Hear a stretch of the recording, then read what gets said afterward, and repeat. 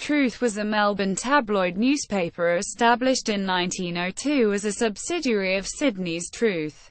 It was a sensational weekly paper with a large circulation, delighting while shocking its readers with its frequent exposure of personal scandal and social injustice. Detailed police and court reports, illustrated by drawings and photographs of prosecutors and defendants.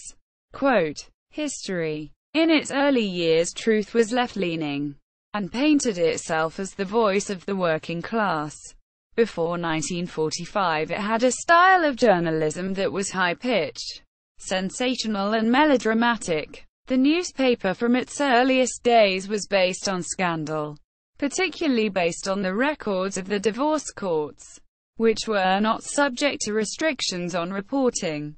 Truth broke stories involving Agent Orange and Vietnam veterans, as well as the whole story of what happened at Maralinga with the A-bomb tests. In 1967, Richard Lestrange broke the scandal surrounding the Melbourne Voyager collision. Evan Whitten's report on police protection of abortionists led to an inquiry into the abortion protection racket of the 1960s, and the jailing of several officers. In December 1958, Ezra Norton and the other shareholders of its holding company, Truth and Sportsman Limited, sold their shares to the Fairfax Group, which sold it on to Rupert Murdoch's News Limited. The late Owen Thompson, believed to be the inspiration of Barry Humphries' Celeste Patterson character, and Mark Day were the final owners of the paper before it folded. It is said that Dame Elizabeth Murdoch, Rupert's mother, took a dim view of the scandal sheet, which was later passed on to Thompson and Day.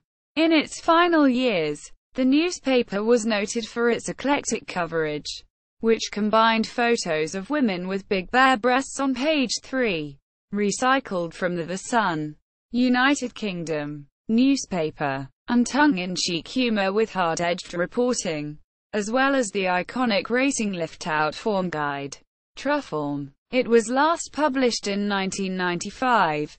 In 2014, the Herald-Sun newspaper published a list of 20 things most sorely missed from Melbourne life. In the 1980s, number 14 was being embarrassed when Dad came home with the truth, complete with page 3 girl.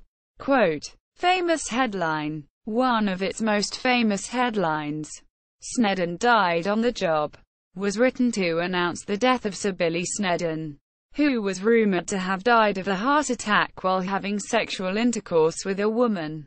Circulation. At its peak in the mid-1960s, The Truth sold 400,000 copies per week. Notable journalists and columnists. At one time or other, many of Australia's respected journalists worked on the paper. Stanley Cecil, Sol Chandler, Leon Gettler, Richard Lestrange, John Norton, Adrian Tame, Owen Thompson, Evan Whitten. See also, List of newspapers in Australia.